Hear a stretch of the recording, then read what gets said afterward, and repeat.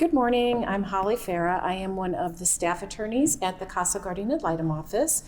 And in addition to our regular roles in the CASA office, and that would be Tammy, a volunteer coordinator, and myself, an attorney, we both also sit on the Restore Court treatment team at the juvenile court.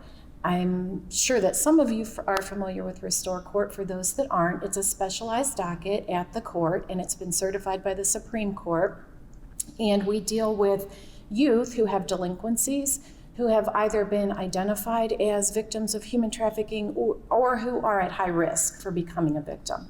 So we have a plethora of professionals that we work with. We meet every Monday and we talk about the youth who are on our docket. They are provided specialized treatment. They have court hearings on a regular basis. So both of us are involved with that, and wanted to mention that because it is relevant for today. And Holly, I believe that's been 3 to 4 years, is that correct? Yes. Yes. And time flies. It has. When you say it that way, it sounds like a long time, but. Yeah. So each of you should have gotten a packet. This has a lot of different handouts for you to be able to take home that will be part of our presentation today. A couple other things I want you to be aware of. So today's training presentation is actually going to be video recorded so we can share it with other CASA programs throughout the state of Ohio. So because of that, we're not going to be able to take questions as we go through our PowerPoint today. We have provided a note card and a pen in your packet.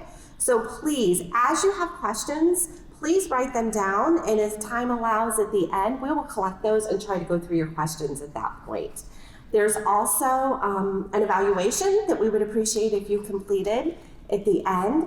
And also, if you're here for the afternoon session also, please remember that you have to sign in for that one also, especially if you're getting CEUs or CLEs. So thank you so much for coming, and we're going to go ahead and get started with our presentation. So some of our goals for the training today is we want to talk about what human trafficking really is, and have a discussion and a conversation about sometimes what people perceive as human trafficking, maybe through the media or what they see in movies, but what it actually looks like here in our community. We're going to spend some time going over what the laws are, both federally and in Ohio, as it relates to human trafficking. We're going to discuss different types of human trafficking and what it looks like actually here in our community. And we're going to give you some examples of some of the kiddos that we've actually worked with. We want you to leave today to know what signs to look for in the youth that you're working with. And as an advocate, if you have concerns that you're working with a youth who may be showing some signs of human trafficking, what do I do? So we've built a lot into this presentation to talk about that. So when you leave today, you're not just overwhelmed, because you will be a bit overwhelmed, but you'll also hopefully leave with some tools and some education of what you can do to help make a difference. And we also want to talk about learning ways to respond to youth in a trauma-informed way that is beneficial for their hearts and their emotional states when we come alongside them. So that's some of our goals that we're going to get working on today. So one of the disclaimers and one of the things I want to talk to you about is some of what you hear today is really hard to hear. This is tough stuff. So I want you to know, I want you guys to take care of yourself during this presentation. If something we talk about might be hard for you, might trigger something for you, please don't hesitate to go out, take some time for yourself. Beth, our coordinator, is out there. If you need somebody to talk to, you can touch base with her. So take care of you during this, because it's tough stuff.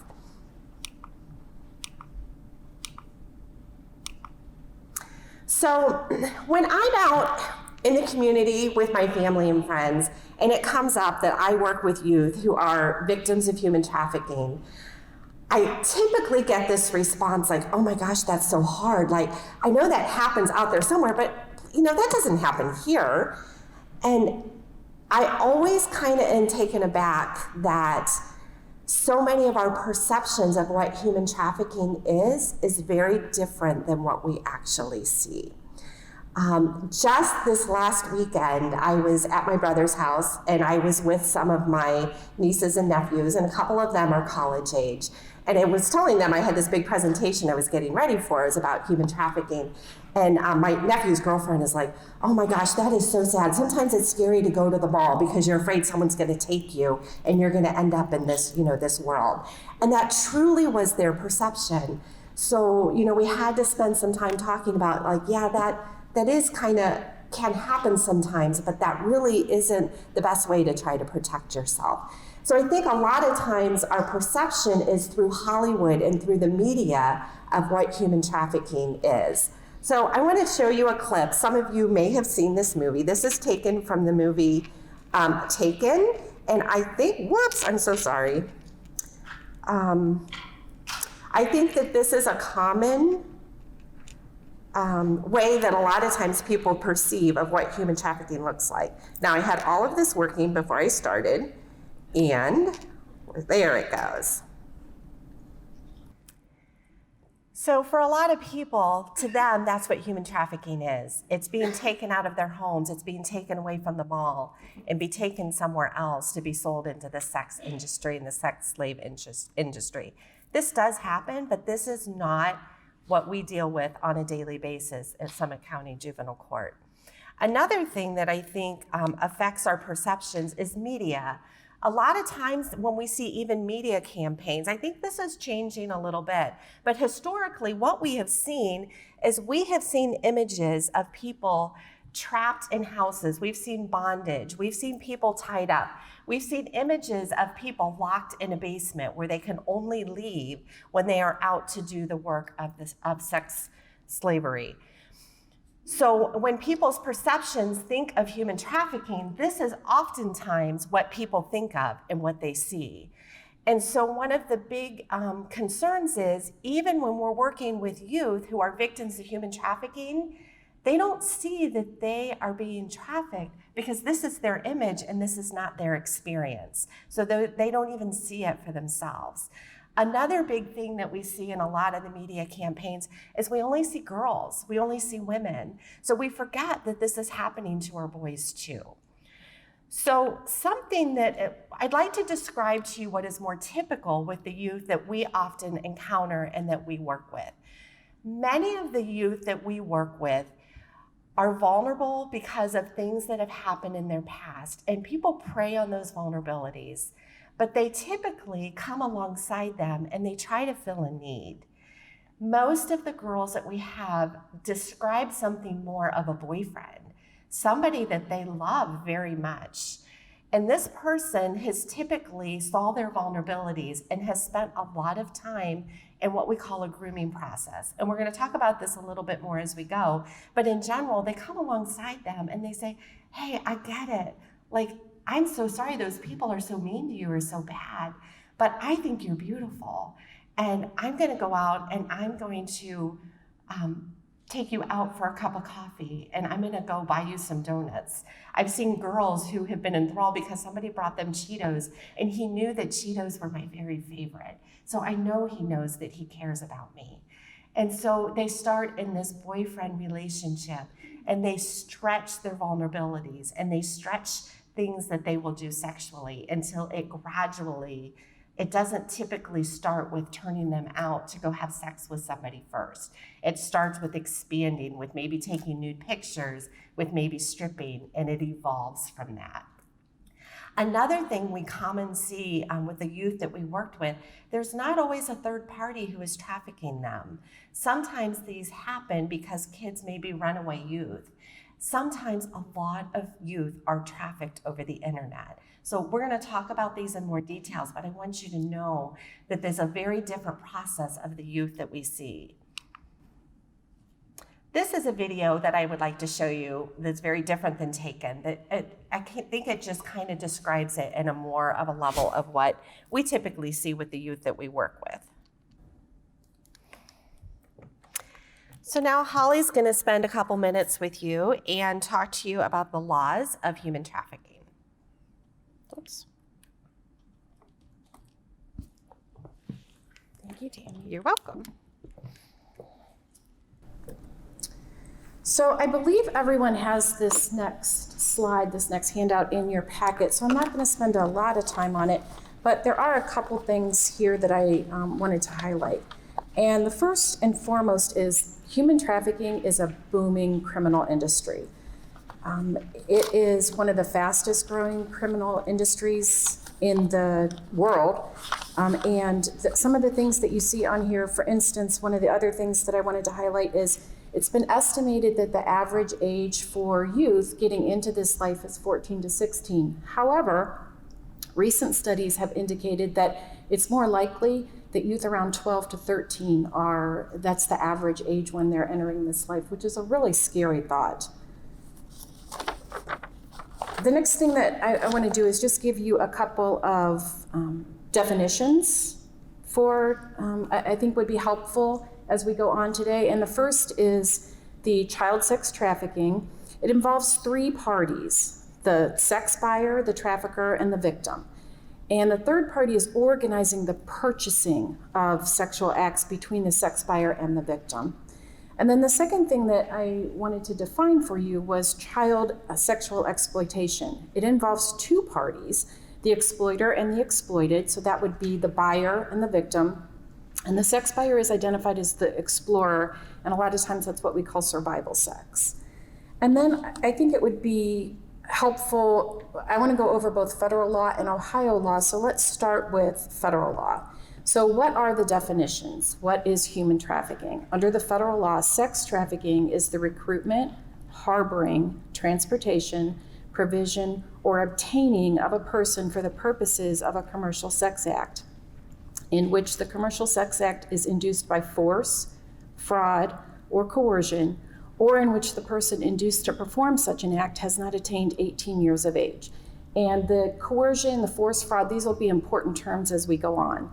And then labor trafficking is the recruitment, harboring, transportation, provision, or obtaining of a person for labor or services through the use of force, fraud, or coercion for the purposes of subjection to involuntary servitude, peonage, debt, bondage, or slavery.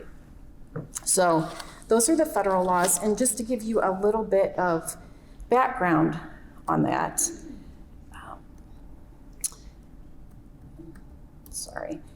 in the year 2000, the federal government passed what is called the Trafficking Victims Protection Act, and that's known as the TVPA.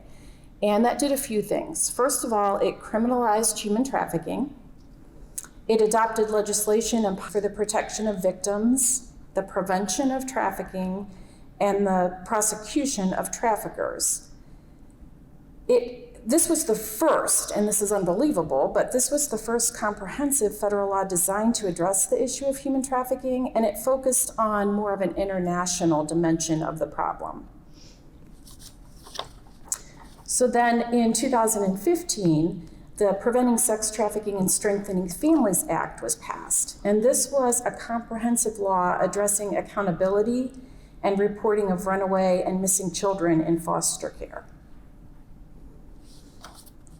At the time when this was passed, Ohio reviewed and made some changes to the Ohio Administrative Code.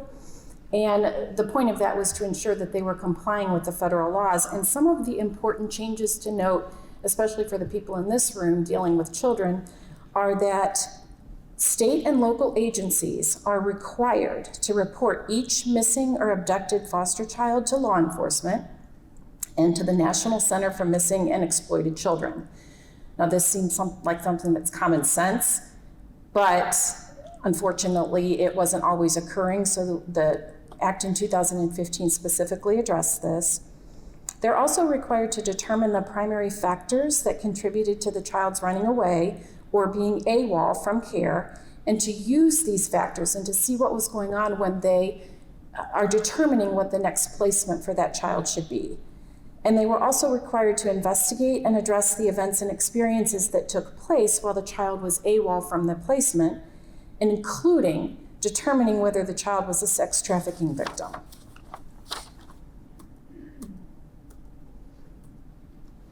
So then let's look at the law in the state of Ohio.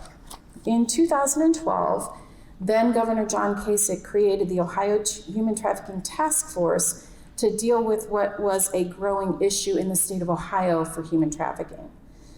So Ohio's legal definition of human trafficking is found in Ohio Revised Code section 290532, and I'm not going to read the entire thing for you.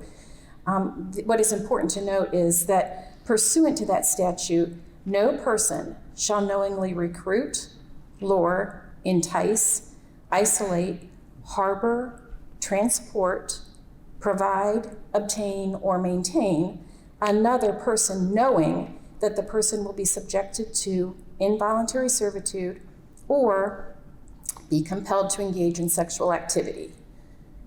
When we're talking about minors in the state of Ohio, Ohio has what is called a tiered definition of trafficking, and here's what I mean by that. For minors who are under the age of 16, law enforcement officials do not need to prove that the minor was compelled to engage in commercial sexual activity. However, for 16 to 17-year-olds, law enforcement officials do not need to prove that the minor was compelled to engage in commercial sexual activities only if the trafficker is in a position of authority over the victim.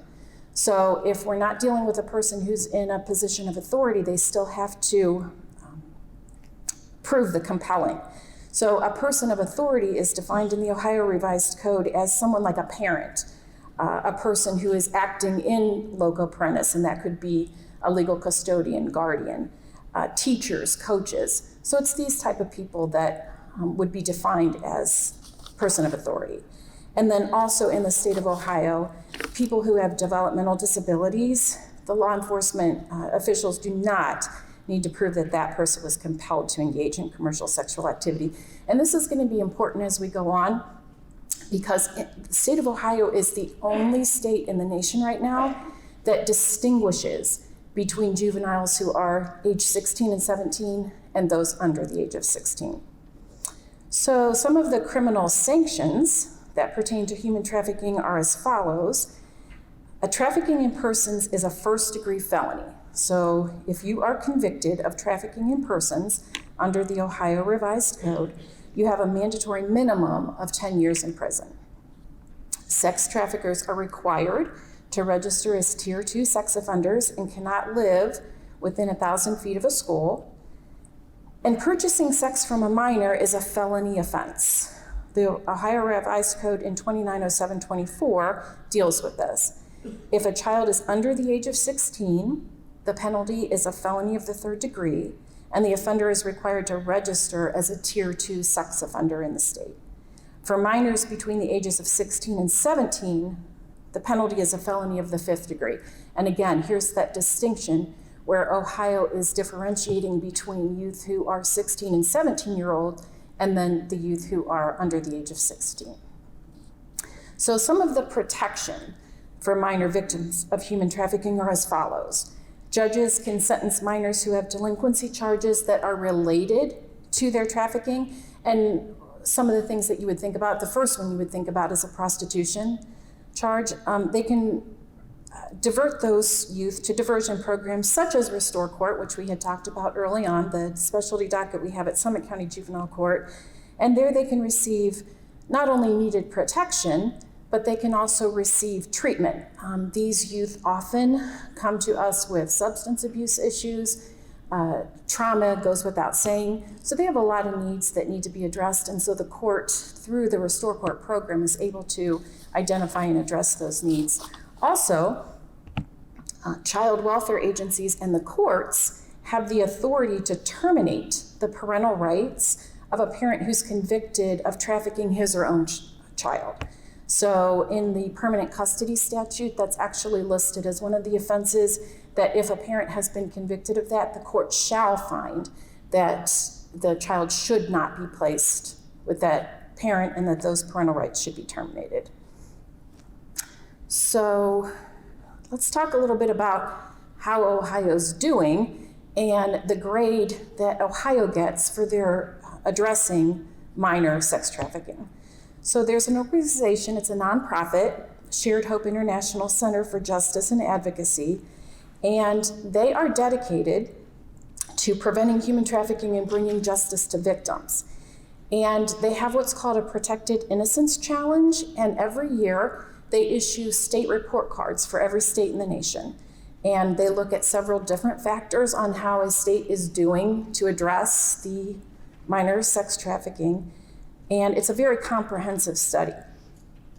The report cards are designed to grade each state on the strength of the laws that they have on the books to address this issue.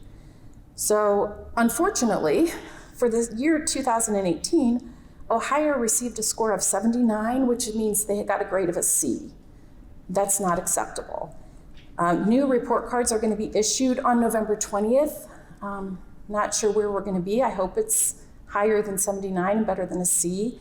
But we rank 4th in the nation for the number of calls to the human trafficking hotline. So this is absolutely an issue and a problem that Ohio needs to continue to deal with. So it goes without saying that Ohio can and should be doing better on this issue. So finally, I'd like to talk about House Bill 461 and Senate Bill 13. Again, Ohio is the only state in the nation that requires proof of force, fraud, or coercion for a conviction of a trafficker under the child sex trafficking law.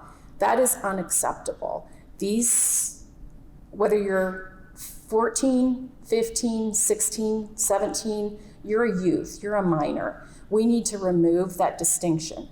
So House Bill 461, which passed the House on December 13th of 2018, was introduced, and it would eliminate the tiered definition of trafficking with respect to minors. In other words, the requirement that trafficking of 16 and 17-year-old minors involve the use of compulsion would be removed. This is important.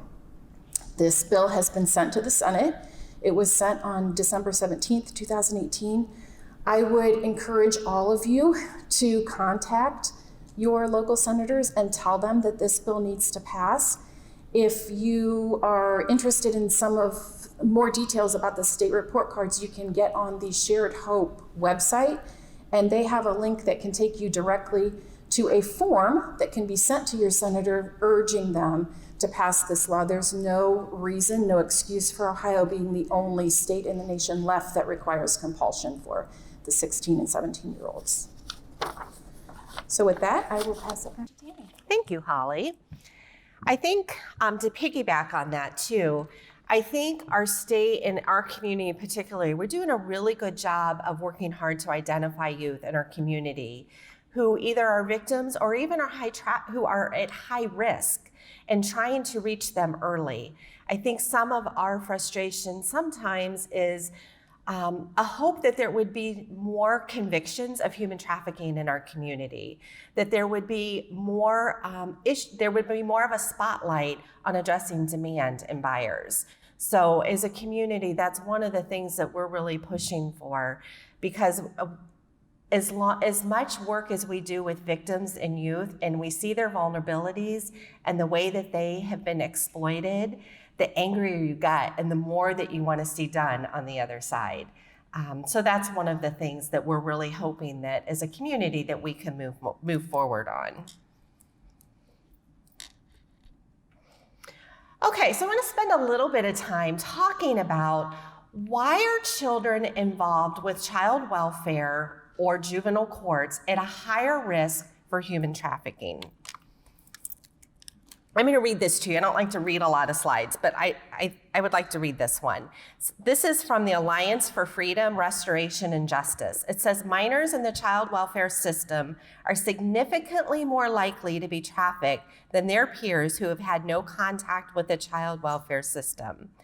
People, especially children and youth, are less resilient after experiencing trauma and abuse, and they're more likely to be persuaded or tricked by others who would take advantage of emotional instability, low self-esteem, physical injury, a missing support system, and an intensified need to be accepted by peers or stand-ins for family members. Some of the vulnerabilities and some of the risk factors, first of all, can I say this? Everybody is at risk to become trafficked. It affects people from every neighborhood in our county. It affects people who live in marginalized communities or more affluent communities. It happens to children who come from two-parent homes and single-parent homes. It happens a wide variety of people, but there are certain circumstances that cause youth to be at higher risk to become trafficked. And I want to make sure that you're aware of some of these. So, history of child abuse, neglect, or maltreatment. So if you can think about this, this makes some common sense. Youth who have been sexually abused or physically abused already feel like they have been used and abused or maybe abandoned. So that puts them at greater risk. Kids who have not been able to have their basic needs met are at higher risk because they're out there in the community looking for ways to get those needs met, and that makes them vulnerable by people who are watching and looking to prey on these vulnerable youth. I've heard people speak about just by being in foster care, I already felt like a paycheck to somebody. I already felt like I was just money. And so to make that leap to being using sex as a way to get payment and money, they already felt like a paycheck, so it wasn't that big of a leap. This time, they kind of felt like maybe they thought they had some control over it. And so that was an expectation, that is something that naturally happened. So the statistics of our runaway and our homeless youth, I believe, Holly, correct me if I'm wrong, I believe for most people, when they are homeless or runaway, within 48 hours, the average youth will be approached by somebody who wants to take advantage of them. 48 hours. How many kiddos do we work with within the system of foster care who run away from hurt, who run away from circumstances, from their trauma, and when they're out on the street, they are extremely vulnerable to becoming trafficked. Another big vulnerability population that we work with is our LGBTQ population. So a lot of times it is not uncommon when youth come out to their family that they may be homosexual or transgender or have these different types of feelings, that they are isolated and turned out by their families. They feel abandoned, they feel rejected, and they oftentimes end out on the streets. And as a way to meet their basic needs, it is not uncommon for them to end up being exploited or trafficked. Another big population that we see is kids with developmental disabilities. People are out there ready to prey on kids who can't protect themselves, who don't have the intellectual capacity to understand what's typical and not typical. You know, I think a lot of times when I started this work, when you think of kids who are out in this industry, you have this perception of kids who are, you know, attractive and well-dressed and with the nice clothes and the nails and the shoes and the hair. And many of them are, because many people take them and they make sure their nails are done. They make sure their hair is done. They make sure they have nice clothes. But can I tell you, with the youth that we've worked with, we see a lot of youth with a lot of disabilities who don't look that part. And a lot of times it is their developmental disabilities that makes them more vulnerable to this happening to them. Many of the youth that we work with come from home situations that are not stable, where relationships are not stable, where there's violence in the home. A lot of the youth that we see have very low self-esteem, and they're looking for somebody to fill them up.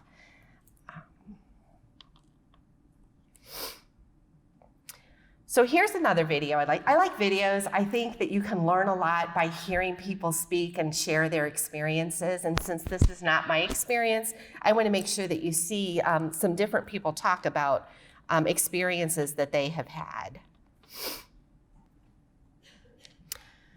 So when we were talking about the vulnerabilities, one of them I forgot to talk about is our youth who have delinquency charges, who come before our court. Unfortunately, the reality is many of our youth get recruited into this life in detention. We work very hard at Summit County Juvenile Court not to have people have to stay in our juvenile detention center if they don't have to, because we know that's a reality. Sometimes they need to be there as a consequence or for a safety reason. But I have to tell you, it's one of the biggest things that we battle. We have social workers and therapists who work in our juvenile detention center, and that's when they talk to us about what's going on in detention, that's one of the biggest things they battle. So trying to keep youth away from that is also one of our big primary goals that we try to work with also. So next I want to talk to you about different types of human trafficking. And Holly and I are going to kind of work together on this. And we're going to describe, there's 4 different types of human trafficking that we typically see. So I'm going to talk to you about what those are. And then we're going to try to share with you some stories of some youth that we've worked with and tell you a little bit about that so you can see what that is. So one of the ones we see a lot is what we call survival sex. So this is anytime something of value is exchanged for a sexual favor with a minor, sex trafficking has occurred. Now, sometimes that is money, but can I tell you that other times maybe it's a place to stay, maybe it's a meal and it's food to eat, maybe it's drugs. It does not have to be a monetary thing for it to happen. Many of our youth who do not have their basic needs met at home, or who are runaway, or who have a drug addiction, fall into this category of survival sex. And so now I've asked Holly if she can share with you an example of something that we might see. So the examples we're going to give today, they're all examples of youth that we have worked with through the Summit County Juvenile Court on the Restore Court docket. Obviously, we're not going to give any names or any specifics, but just so that you can get a general idea of the types of situations that we have encountered in Summit County Juvenile Court. So we had a 15-year-old male who came out as homosexual to his parents. As a result, he was put out of his home, and all contact with his family was cut off. So he was having sex with adult men in exchange for places to stay while he was homeless, and also food, shelter, things like that. So this is an example where what he was receiving was not money. So the thing of value was not money that was changing hands. However, it was food, it was shelter, it was basic necessities. This is absolutely human trafficking. Thank you, Holly. So the second type of human sex trafficking that we see is pimp controlled. Now, this is what we've talked about earlier about when someone goes and grooms a youth. They're searching for their vulnerabilities so that they could exploit those. Sometimes it may be a boyfriend, a girlfriend, a friend, a family member. The pimp definitely wants to try to isolate his victim away from any type of support system that they may have. And there's when you start learning about human trafficking, we see 2 different types of pimps. We see one that's called guerrilla pimping, and that's more what we see in Taken. That's when you're actually kind of abducted off the street and forced into this. What we see more often is something that's called finesse pimping, and that's more when we see the grooming process and we see them bring someone along.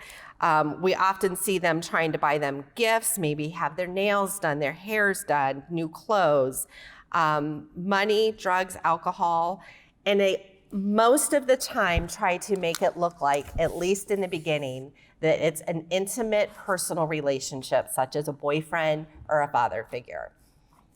So this next example that I'm going to give you is a young lady that we were involved with, and it identifies both the finesse pimping and the guerrilla pimping for the same youth. So she had been out on the streets.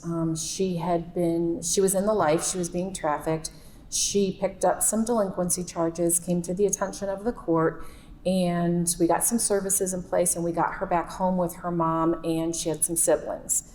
So it was going okay for a little while, and her pimp, who had been more of a finesse pimp, getting her nails done, getting her hair done, she viewed him as her boyfriend, found out where mom had relocated to, because that mom had actually moved. So the apartment that she was in when this young lady came to our attention, mom moved with the siblings. He found out where she was, followed her, approached her one day and threatened her with, you need to come back with me, or I know you have a younger sister, I know, where you live, I know details about your siblings. So at the end of the day, she ended up going AWOL again. It's such a difficult thing for us at the court because a lot of times we know maybe the general vicinity of where these kids may be, can't actually, locate them. We know maybe what apartment complex they're staying in, but we knew that she was staying with a woman who had a child with this pimp. She was not only babysitting this child on occasion, she was staying there, but she was actively being trafficked. So this is an example of, I think, both, again, the finesse and the guerrilla pimping for the same youth. So the third type is family controlled. We call it familial trafficking. This is something when you are working with youth who are involved with children's services that you really need to have an eye out for. This is actually when parents or a direct family member force a child to engage in trafficking behaviors. It's kind of known as the family business, and a lot of times it's been generational.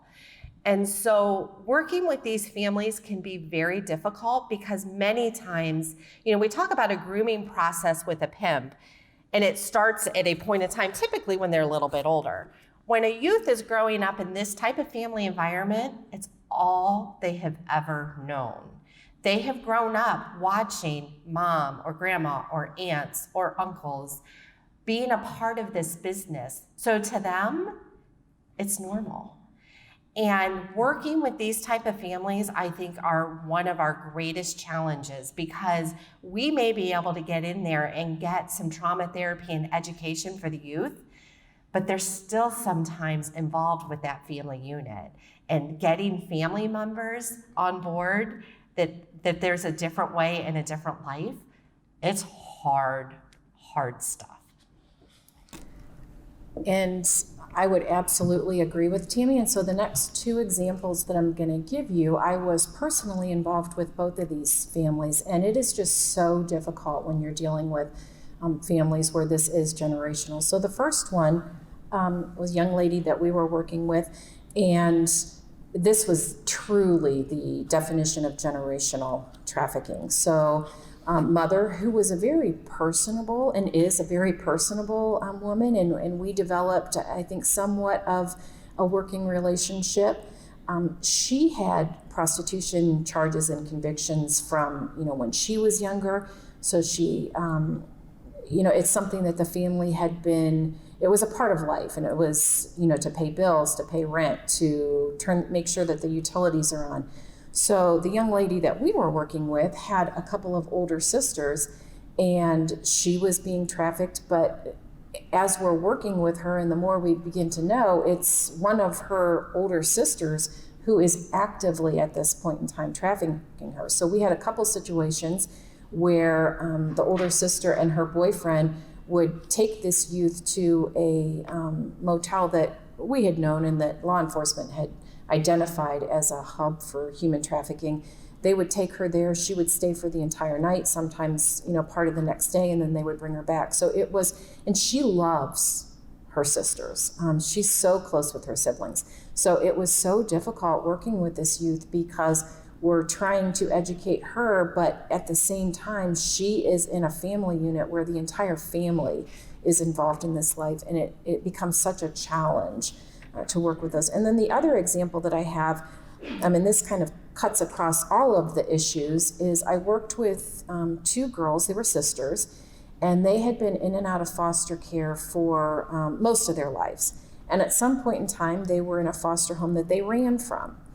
And they ran together, and they both became involved with trafficking. They were eventually returned to their parent. However, the mom would look the other way. So, when you've got families who are struggling to pay the rent, struggling to keep the utilities on, struggling for just basic necessities, it's so often that you see the parents that even if they're not actively trafficking the youth, they're definitely looking the other way because they are getting a benefit from the money that these youth are bringing in.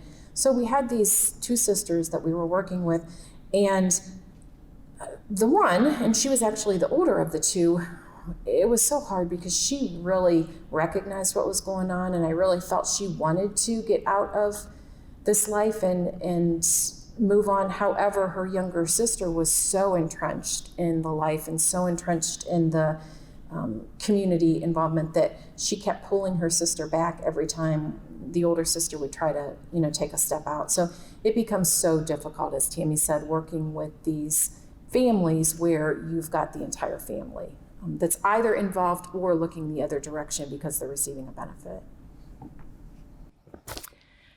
So, and the fourth one is trafficking over the internet. Any parent or grandparent here or somebody who has any children that they love always gets scared to death when we come to talking about trafficking over the internet, because our youth are so vulnerable to people on the big wide web who are preying and trying to find them vulnerable. When we go to our big national conferences, there's always trainings on the newest apps and things to watch for and ways to keep kids safe. And we're gonna get there and we're gonna have that discussion before we leave, so hold on. But sometimes I just walk away from those feeling, it doesn't matter what we do, because as soon as we get a handle on one of those apps or one of those websites, something else pops up. For a long time, it was Backpage.com, where people were actually posting classified ads basically with pictures to sell themselves. Either they did it on their own or they had somebody doing it for them. And while they were all supposed to be 18 and over, anybody brave enough to go on that site when it was up could look at these pictures and see these were not adults who were on here. So there was a big push to get that taken down, and eventually it was. But guess what? Something else popped up. So trafficking over the internet is a very scary thing. We live in a world where youth have the devices oftentimes on their persons in their bedrooms at night. And what kid doesn't have a fight with a parent at some point and feels down about themselves? And how many of our kids just put that out there on whatever, I'd say Facebook, but yeah, that's us old people, but Instagram or whatever their platform is, Twitter, and there's somebody there saying, boy, that stinks. I get how you feel. And so the story goes. I have been working with a girl who was 15 years old, and she was placed in a residential center, had made some progress, so we stepped her down to a foster home that was back in the area.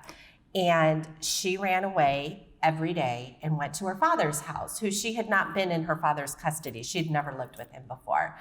And no matter where we put her, she ran to Dad's house. So finally, we were so afraid for her safety that we're like, okay, let's see if we can work with Dad, if we can get enough services in Dad's home and keep her there safely. And we knew it wasn't optimal, but otherwise she was out on the street.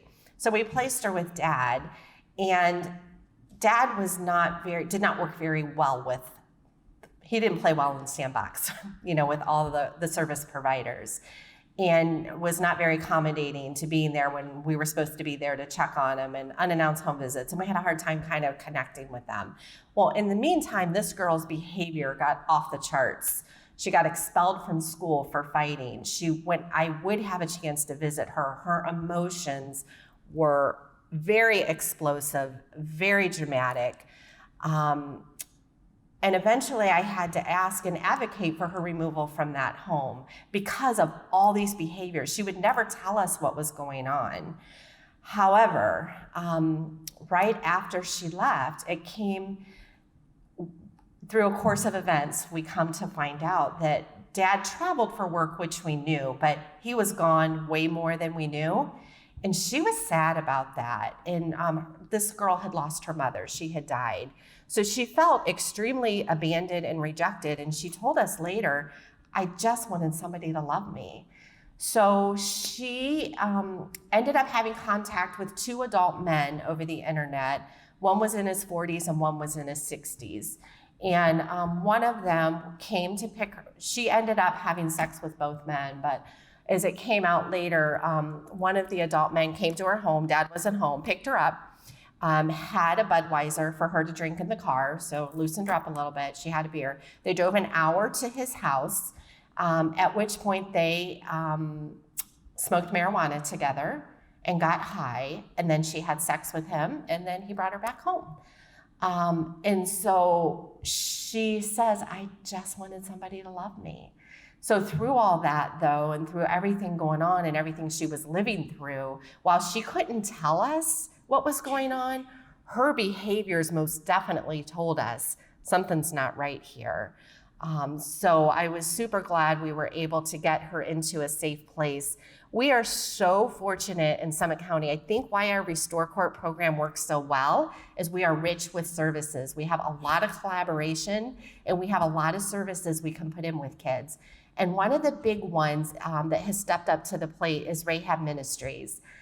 For those of you who are able to be here this afternoon, we have a presenter from Rahab. You're going to love her, Alicia Lay. She is the director of the Safe Houses.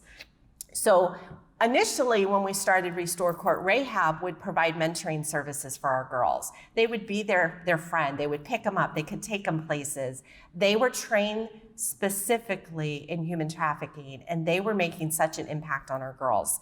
One of the big problems we had when our girls needed out-of-home care, we did not have a good place for them to be. Many of them, because their behaviors, ended up in a residential type setting, but it couldn't meet their very immense needs. So Rahab Ministries heard that call, and they started a minor safe house. It's called Rebecca's Place. So my girl was one of the first girls to get to go there, and can I tell you, she just successfully completed the program and was able to be reunified with an aunt. We're keeping our fingers crossed that she is able to keep herself safe, that she allows her aunt to put the appropriate parameters around her internet use, because that's been a big issue. But that has been just a marvelous need met in our community, that we have a safe place for these girls to go. It's a home environment. These girls are loved on. They get a lot of trauma-informed services, which we'll talk about later. But we're super excited about the opportunities for the youth that we work with, and having that access in our community. And just one thing I would like to add with respect to that. So we are so grateful, and it was such a great need, the minor safe house, but just the mentoring that Rahab Ministries does with our youth in general, you can never underestimate the power of a positive role model, someone who can just be there for these youth to listen, to not judge, just to be a positive presence, to take space in the youth's life. So one of the cases that I had mentioned with the young lady whose family and whose sisters were actually trafficking her, her involvement with the court has long ceased. However, we hear on a regular basis that she still stops into the drop-in center that Rahab Ministry has and still keeps in touch with her mentor. So we talk in treatment team a lot of time about planting seeds. So a lot of times we're involved with these youth for just a short amount of time, and it's discouraging sometimes because you can't see all of the progress that you want to see in the short amount of time you have to work with them. But we always tell ourselves we're planting seeds, and hopefully one day they'll, be able to reach back in and grab something that we have left with them. And I think the Rahab Ministries does a phenomenal job with that, and it's proven by the fact that some of these youth do keep in touch with them even after their court involvement is over. And so part of what we're going to talk about today, too, is how each of you is an advocate or a CASA or somebody who is involved with youth. I'm going to take some of the things I've learned from our Rahab friends, and I'm going to share them with you, because there are some things that you can go out and do to make an influence for these youth also. So we will get there. Okay, so before we get there, though, one other thing I want to make sure that you guys are aware of is what are the signs to look for as an advocate or someone who's working with youth. Now, before we talked about vulnerabilities, you always want to be remembering those vulnerabilities. When you see some of those with some of these signs, those are some things that you need to take notice of. Also, too, please know too, if anybody would like a copy of this PowerPoint, I'll have cards when we're done. I can give you my email address. If you email me, I'm happy to go ahead and forward those to you.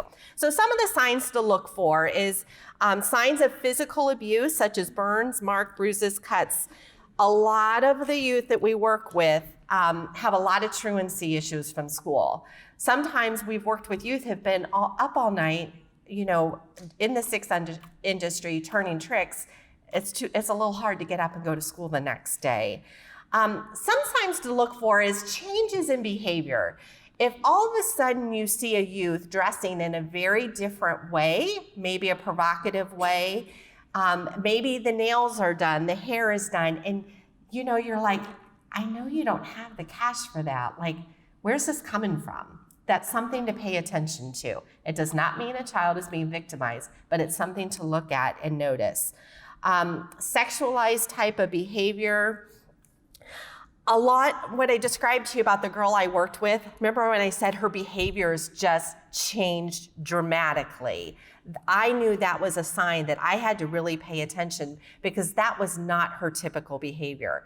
It could have been because of a different trauma, but it ended up being this. But that's something you want to pay attention to. Tattoos, it's not uncommon for girls and boys who are in the life that their pimp will put a branding on them in the form of a tattoo. So if it's a tattoo, you may want to ask them about it. Sometimes a lot of people have tattoos now, so I'm not saying everybody with a tattoo, is at high risk or is a victim of trafficking. But if it looks like a mark or a branding of some type, it's something that you will want to pay attention to. Look for youth who typically were very connected, who now seem to be way more isolated in their life. It may be somebody who is trying to pull them away from their connection.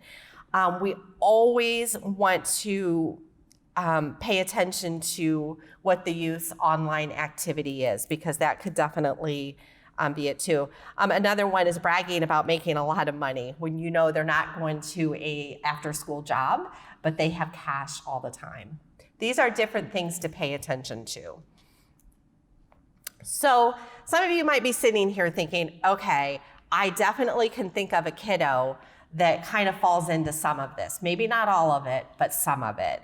And what in the world do I do about it? So that's some of the discussion I'd like to have with you now. So the first thing I want you to do is I want you to seek out somebody who has some specialized training in human trafficking. This is a complicated issue, and to try to figure it out on your own, it would be very, very difficult. If you are a CASA volunteer, please go to your volunteer coordinator and express your concerns and have them link you with somebody who knows. So one of the big things we talk about is it takes a lot of training to really be able to assess and talk to a youth about this type of situation. There's a lot of things you could say that actually could cause more damage than good. And that's why it's super important to talk to somebody who has some training in this. Here through our Restore Court, we have a Restore Court coordinator and her assistant who are specifically trained to do those assessments and can identify a youth either as high risk or as a victim, and then can talk about what services may happen. Some of the reasons for this is, first of all, if you go up to a youth and you say, hey, I've been kind of concerned about your behavior, and I just want to know, are you a victim of human trafficking? Okay, nobody's going to say yes.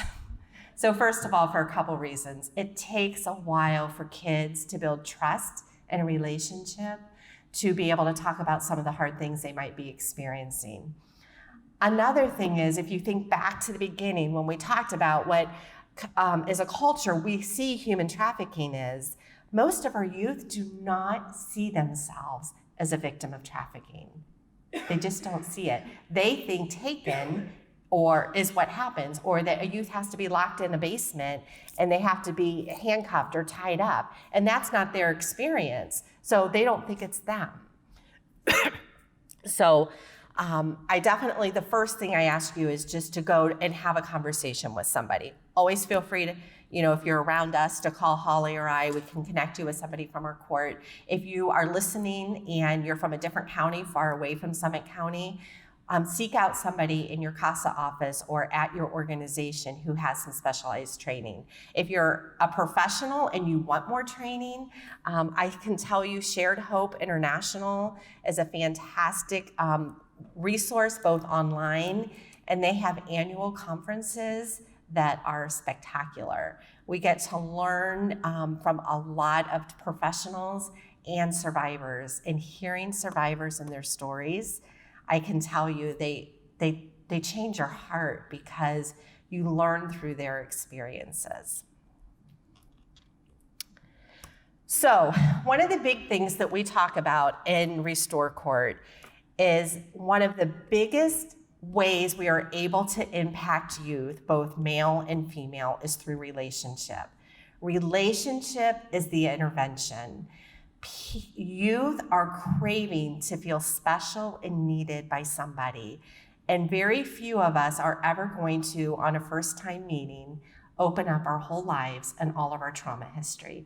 If I asked you to turn to the person next to you and tell them about your most intimate sexual experience or the hardest thing they've ever gone through, and it would be very difficult for you to turn to that person and share those kind of things. So we can't have that expectation for kiddos either. With time and intervention and a relationship and someone who continues to show up in their hard and their messy is one of the biggest impacts we can have. We talked when Holly was sharing about planting seeds. We always talk about how everybody wants to be working with the youth when those chains are broken and when they make these huge headways and progress in their treatment, in their lives, in their relationships. But we got to remember that there's a lot of links to a chain, and we may be this link way down here, and that chain's not actually broken until the next link comes, and the next link, and the next link. And we always want to be that link that is broken and that we're that influence, but most of the time the reality is we're a piece, we're a link in there, and a lot of times we don't get to see it. But that doesn't mean that our work and our influence and our hearts and our caring for kids don't matter. So continue showing up. Continue to be that person who shows up in every situation. How many of us as CASAs or different advocates are with kids through so many different placements and so many different living environments, to know that you're that person who keeps showing up, that person that shows stability, that's there in the hard, it truly makes an impact on our kids. So don't ever doubt it, and know that just being there is a big piece. So I want to share with you some effective traits of a supportive CASA, a supportive advocate, a supportive caseworker, anybody who's interfacing with these youth. These are some tips and things that I've pulled out from a lot of different trainings, a lot of different experiences of working with professionals. And when I see their interactions with youth, do you ever just see somebody and you're like, dang, I'm just gonna sit back and I'm gonna watch, because you've got a way with these kids. And I wanna see what it is, because what you're doing is working. And I'd like to see if I can put that in my toolbox too. So one of the things is we have to genuinely be able to show authenticity with these kids. We gotta be real. We've gotta show up. We have to, you ready for this one? Check your judgment and your blame at the door. Many of us have grown up with very different experiences, very different circumstances in our lives, and we can't imagine ever making the choices that they're making. But guess what? We haven't been in their shoes. We haven't walked their road. So any judgment or blame is going to just completely shut down a kid. And can I tell you, I've done it. I didn't do it purposefully, but I've done it. I remember having a conversation with a young adult I was working with, and she had gone to the adult safe house. She was over 18. I don't remember what we were talking about, but she was just getting there and getting settled. And she basically said, that's stupid. I'm not engaging in that activity or whatever. And I said, so you're just not willing to do it, are you? And she shut down, like my tone, like I was so off, I was so bad.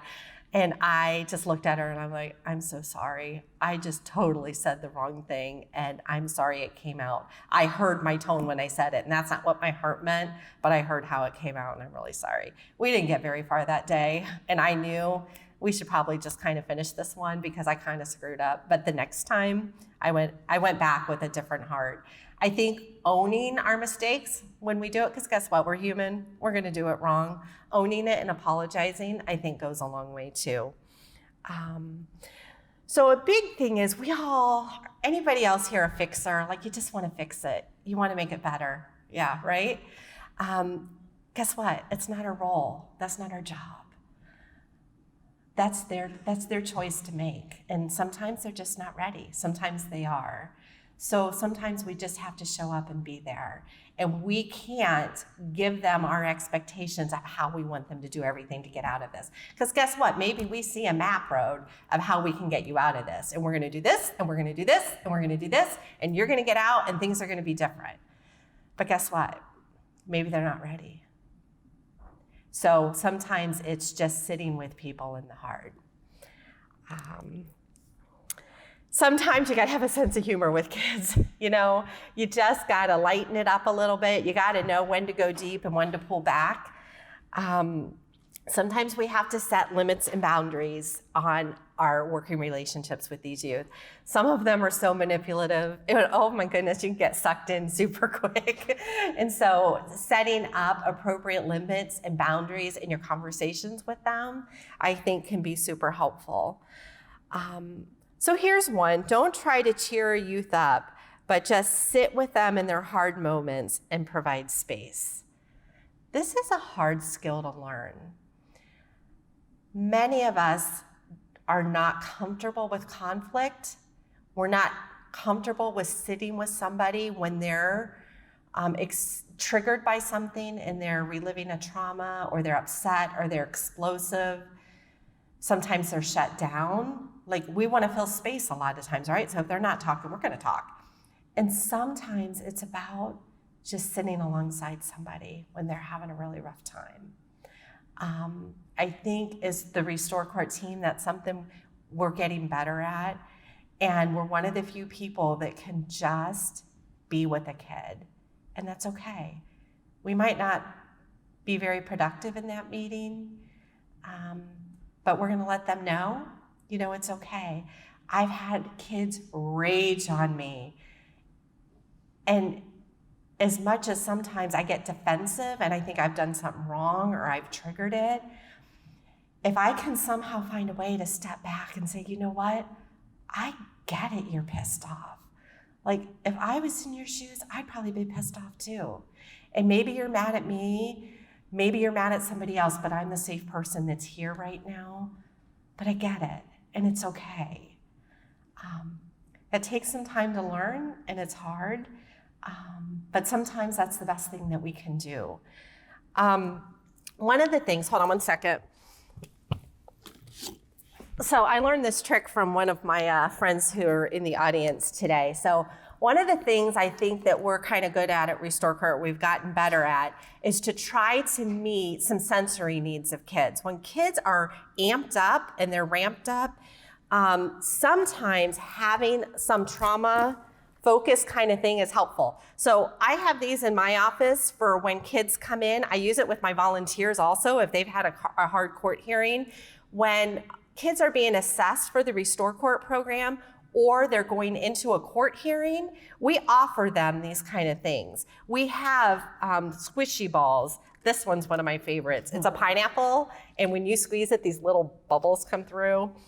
We have slinkies, sometimes just this. If you're with Restore Court team, sometimes you'll see somebody in our meetings just doing this, because sometimes having something to fidget with during hard times is really good. I have mindfulness activities. If I get with a kid and they're just not in the mood that day, I was with a girl last week and she was just, she just wasn't in a very talkative mood. And I said, I have this book. Like, why don't you pick something out and we'll talk about it? So she came to this page and it was a page about kindness and joy and gratitude and patience and laughter and a bright side, and each one had a something about it. And I'm like, read those, and is there one you want to talk about? And she's like, yeah, we should probably talk about kindness because I haven't been very kind to these kids I'm living with this week, and I think I need some help with that. So we spent like 3 minutes talking about it, and she just kind of processed through a little bit. Another thing that I don't have in here today because I've used it is a deck of cards. When I'm working with youth, you know, when you sit across a table from somebody, oh my gosh, that's so it is not typical kids going to share a lot of stuff when you're just in that type of environment. I had a deck of cards, and I'm like, you want to play cards? She's like, yeah, do you know how to play speed? I'm like, I do, I bet I can beat you.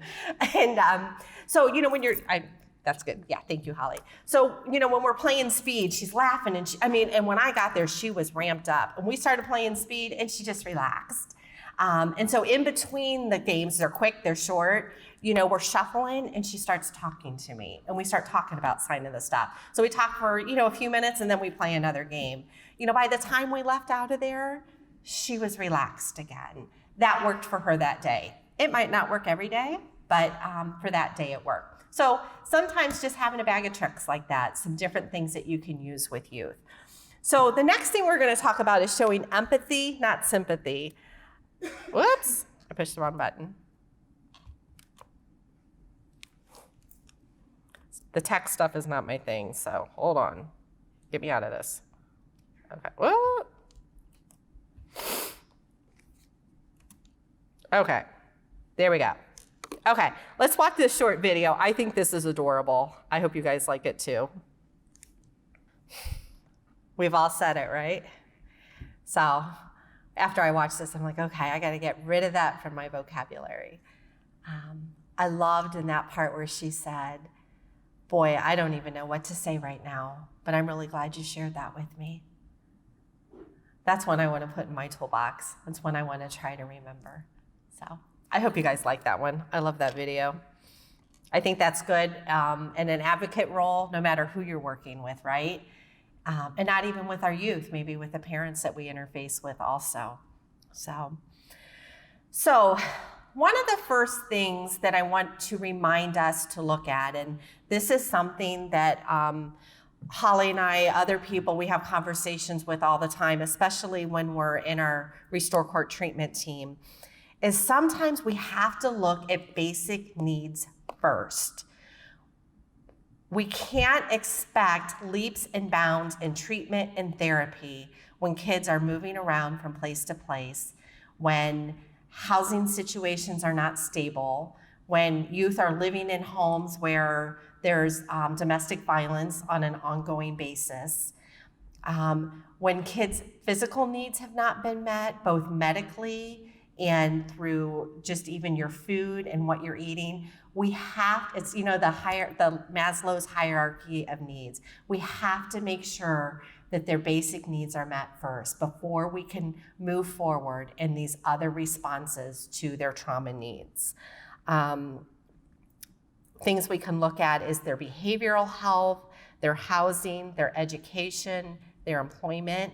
Basic needs first. And how many times are we sitting around treatment team and we're frustrated that there's no progress and these youth are still having issues? And I think last week Holly said, but what about basic needs? This girl's been moving around a lot. Can we really expect that right now? So keeping that in our forefront. So most of us are here because we're in some way an advocate for kiddos, or we have a desire to be an advocate for kiddos. What are some things we can practically do to help youth? I want to shout this one from the mountaintops. I'm not going to yell, but I would. We need to be that broken wheel who continues to make sure that kids are receiving trauma-informed services and that they have connections that are going to foster their resilience. Now, that's easy to say. What is that, Tammy? What does that look like? So many youth that we work with have proactive people in their lives that try to get them help. They have good hearts, they have good intentions, they're wanting to do the right things. Yet many of these interventions don't work because the focus is on their behavior and not the symptoms, or the diagnosis and not the person. The reason these well-meaning interventions do not work is because traditional counseling intervention services deal primarily with behaviors, the surface, what we see coming out of kids on a daily basis. These routes focus on behavior modification and specifically with a child's life in the present and what we're seeing. So this is a visual that I found super helpful. So above the sea level, what we see is this iceberg, okay? And this is what we see. And many times this could be poor performance at school. It could be behavioral outburst in the home or in the community. It can be things like getting in trouble with the juvenile justice system and being a part of unruly or unlawful activity. There's a myriad of things that we see here. Mostly, we see that as acting out behavior. And so many of our services and our counseling and the things that we are addressing are this day-to-day stuff, and how do we make this go away? How do we make this better? So much of what we're dealing with is that tip of the iceberg. But what we need to be looking at is all of that that's underneath, all that underlying trauma that is causing these behaviors that we see above the surface. Until we get to the place that we can deal with these traumas, we are never going to see, we're expecting these behaviors to go away, but they can't because of all this stuff that's churning underneath. We expect kids to go to school and be able to concentrate and do well and work when they're worried that they haven't slept because they've been up all night turning tricks, or that they've been up all night because a mom's boyfriend was up beating the heck out of her. We see all these things, so we always need to be that squeaky wheel, asking what kind of counseling services are these kids receiving, and is it services that is going to allow them to address their trauma? So many of our youth are making much more success in counseling type programs that may not be a traditional talk. Some of our kids are not ready for that. Sensory type of counseling platforms may be a better place to start. There's lots of types. Some of our youth have done sand trade therapy, where their therapist is just working with them in sand and miniatures, and they're playing out different experiences in that way. Some of our youth that are at Rebecca's Place that we talked about earlier through Rahab Ministries, they do equine therapy where they work with horses. They do yoga. They think they're in yoga classes, but they're really learning mindfulness and restorative type of behaviors to bring themselves grounded again.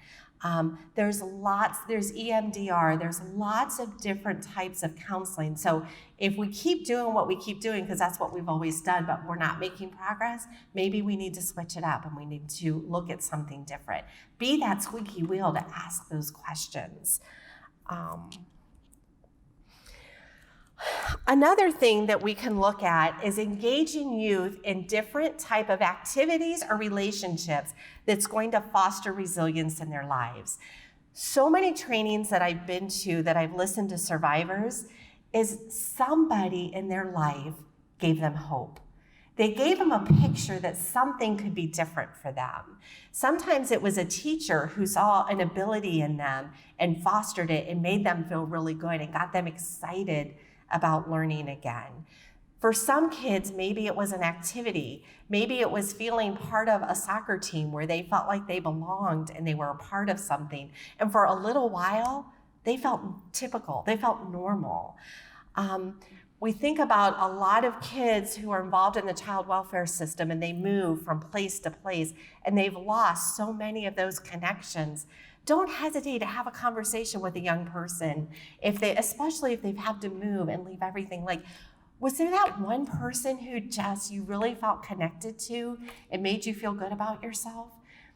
And if they can identify that person, well, is there a way that we can safely restore that connection, that they can still have a relationship or some contact with that person in a way that's healthy and structured and safe for them? Sometimes youth don't have that person to go back to. So how do we create a new person for them? How do we create a place for them where they feel that they belong, that they feel a connection to somebody? Our kids are resilient. Time and time again, I'm amazed of what kids can go through and they can come out okay. It's a journey, and a part of that they may always carry with them. But if somebody came alongside them and fostered a hope for them and showed them a roadmap of a different way to help get these feelings and emotions under control, that things can be better. We talk a lot about when kids are in foster care, having them have the ability to have a normalized behavior, that they're able to have sleepovers with friends, that they're able to be part of a team, that they are involved with families who are out doing things in the community. They could be a part of Girl Scouts or Boy Scouts if they want. Look for something with these youth that they can feel a part of. So, what are some of the other things that we can do? So one of my big kicks lately is I feel like we need to be doing way more on providing education and prevention for our youth. Was anybody else kind of taken aback earlier when Holly said the average age for youth to be introduced into human sex trafficking was 12? I mean, when we can think about someone in our life that's 12 and we think about what 12 really looks like, boy, that's pretty scary, isn't it? Waiting to educate youth when they're in high school is way too late. We've missed the boat. I would love if we could get into every school and educate youth of what human trafficking really is, what the grooming process really is. Because can I tell you what? Kids don't know they're being trafficked. Kids don't realize that they're at high risk because they think human trafficking is taken. I know I've said that a bunch today, but that's their experience. That's what they think it is. So they don't know the signs to look for. I have a niece who is going to be 13 this month. And to think that that could be her experience makes me really sad. And I have to say, part of me is like, but she's so innocent. Like, is it really okay to have these kind of conversations with a 12 or a 13-year-old? If we don't, somebody else is. So one of the big things I believe is we need to be having conversations with our youth and educating them about what this really looks like. I think is an advocate role, if we don't have that conversation with them, who might? Will that ever happen for them? Is it okay for us to have that conversation? I think it is. Let's watch this video. You guys can stop listening to me talking for a few minutes. So this video is called Stages, Putting a Price Tag on Human Dignity. And why I chose to put it here in this part of the presentation is I thought that this would be something that we could actually share with some of the young people we work with to help educate them of what the grooming process actually looks like. Hope that stops. Okay, thank you, sorry about that. What I want you guys to leave with today is some actual things that you can take home with you and have with you to put in your toolbox of things that you can do to actually share with youth. And I thought this video was a good one that showed what the grooming process looked like. So a video or something like this might be something that you could use to help educate youth that you're working with. We also, through the Summit County CASA office, we have a training video that's actually on a flash drive that we have purchased from Shared Hope International. It's called Chosen. And it is a video that talks about that interviews two different girls and talks about their experiences and what it was like of how they got into the life of human trafficking. And there's one for adults and there's one also for youth. So if you're involved in the Summit County CASA program, you could definitely borrow that from me, and that could be something you could borrow to show kids. There's lots of different avenues if you want to do it in a video type of sense to help educate.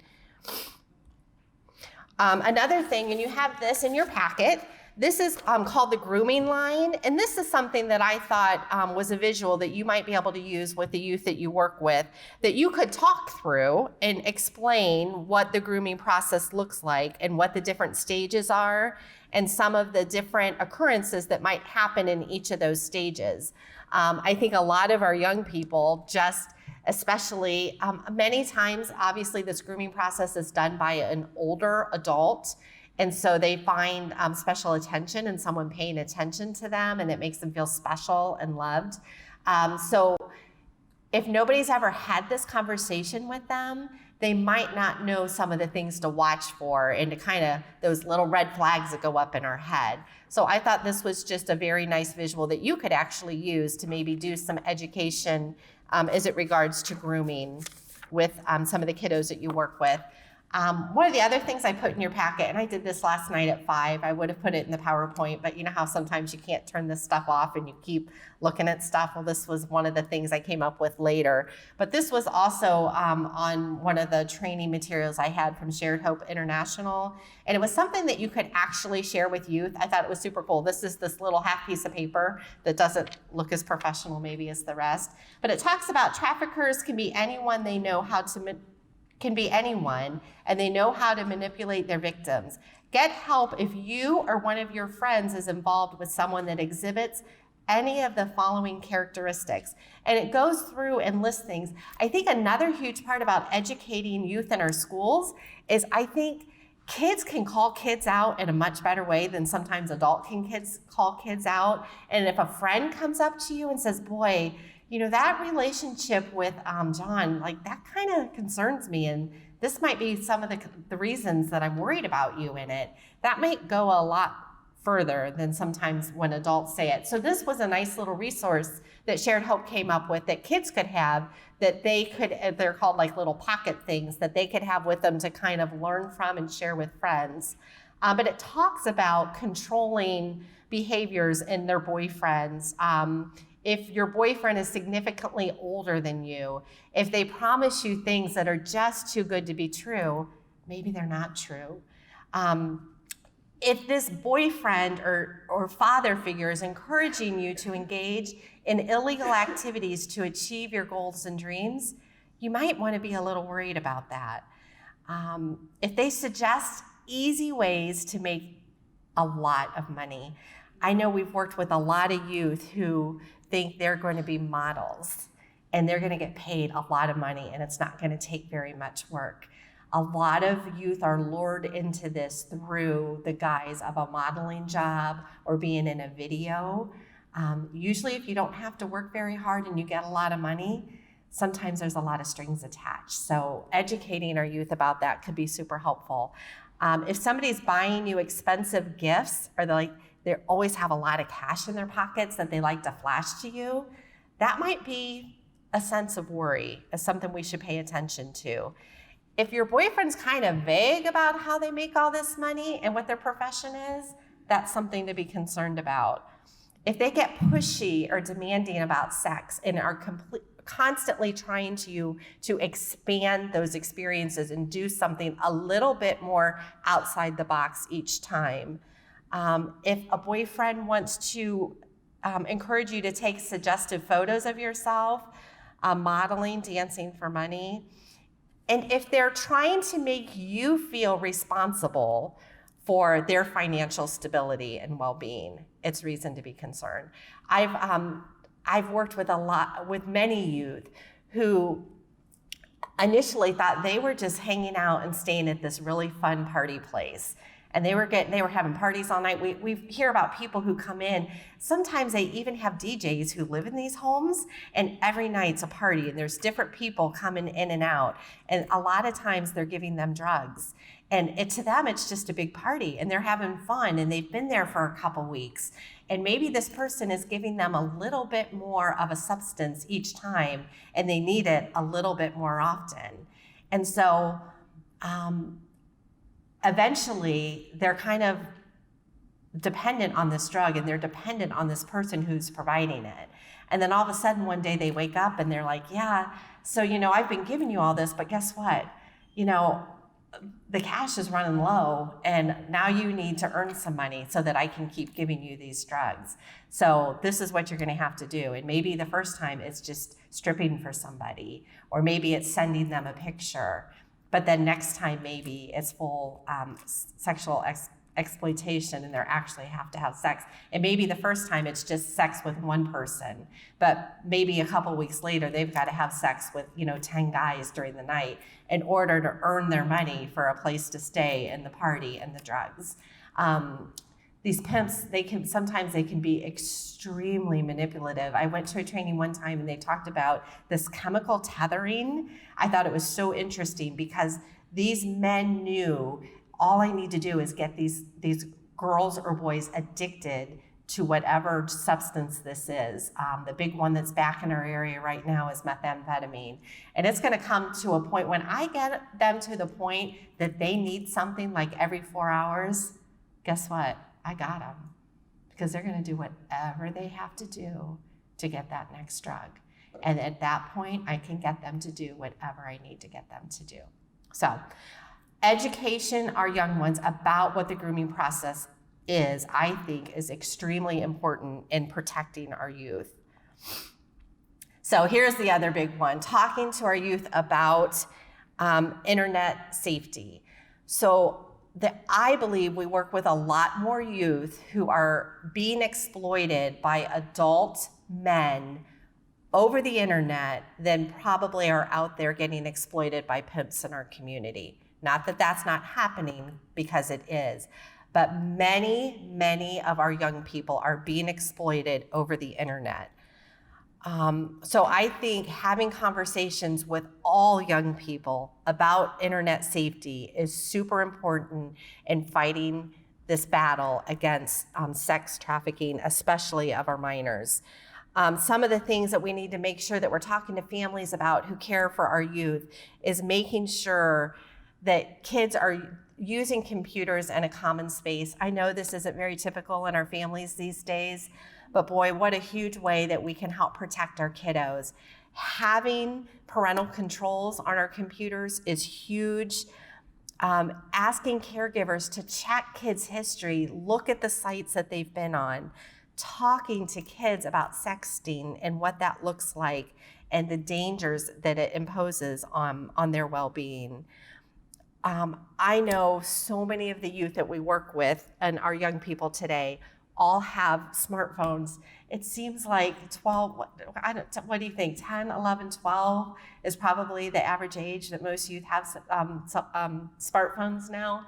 And when they have those in their bedrooms, they have access to the whole world, but more importantly, the whole world has access to them. And we have to be having conversations with them about that. In your packets, I also tried to provide you some things that you can actually use. There's a form here, tips how to talk to your kids about online interactions. These ones were all put out by Shared Hope that I've talked about a few times today. These are nice things that you can provide to family members, or you can be having these conversations with kiddos. There's a little brochure, tips for monitoring kids online. Like I said, the scary stuff is as soon as you think you got figured out what apps they're using, yeah, there's something else. And they have ways they can hide them, like you don't even see them on their home screen. One of the things they just put out, Shared Hope did, that I was super excited about was this, it's like a 14-page pamphlet called How to Keep Your Kids Safe Online from Sex Traffickers. I tried to print it, but it was way too expensive to print. So we did find it on their website. We could buy a 25 pack for $18.75. So the CASA office, we are going to purchase these.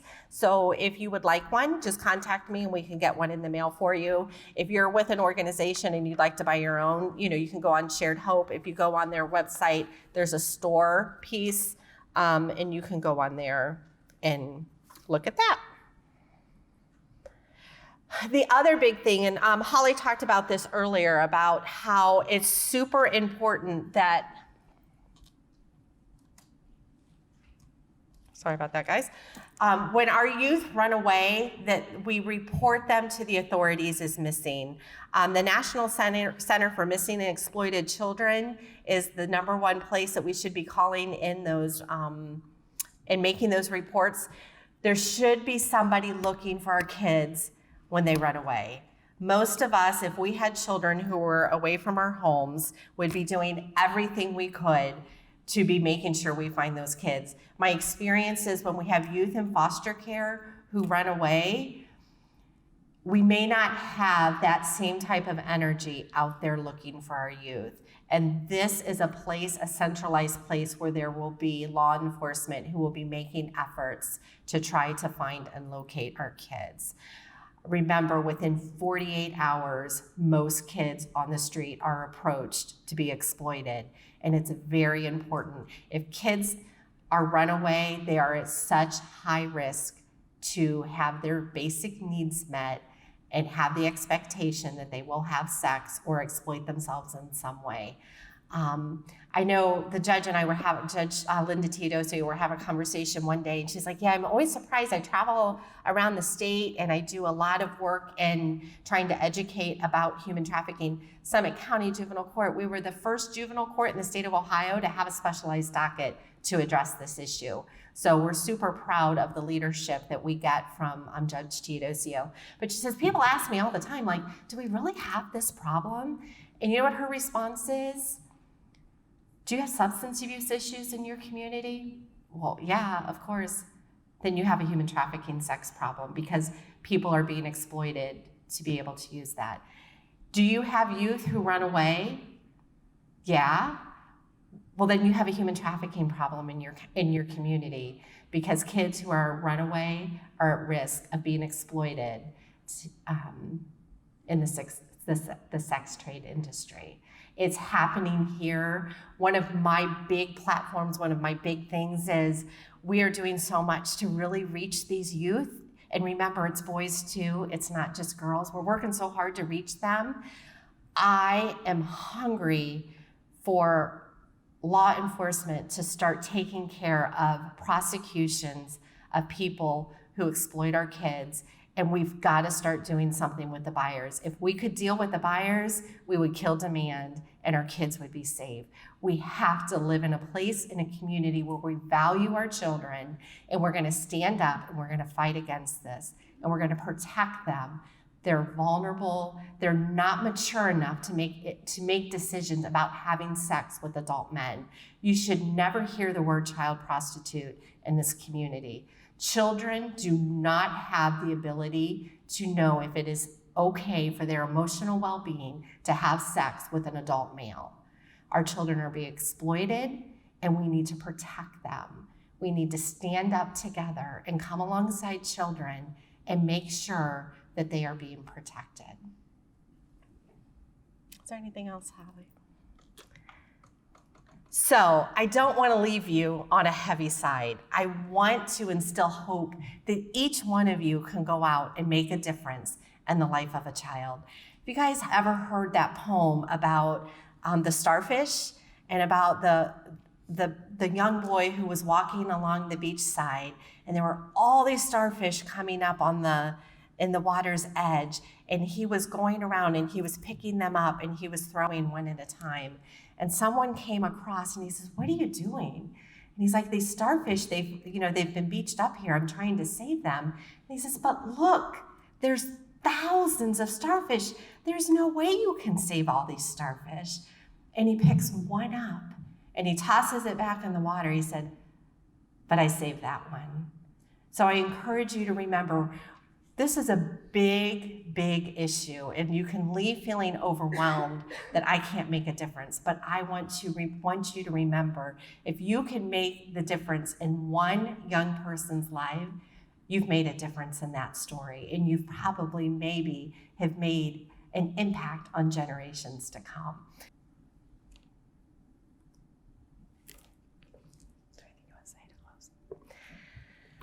So that's all that we have for our presentation today. I thank you guys very much. We do have a little bit of time, so if we have questions, if you wrote anything out on your note cards, Andrea, would you mind collecting those for me? Does anybody have a note card?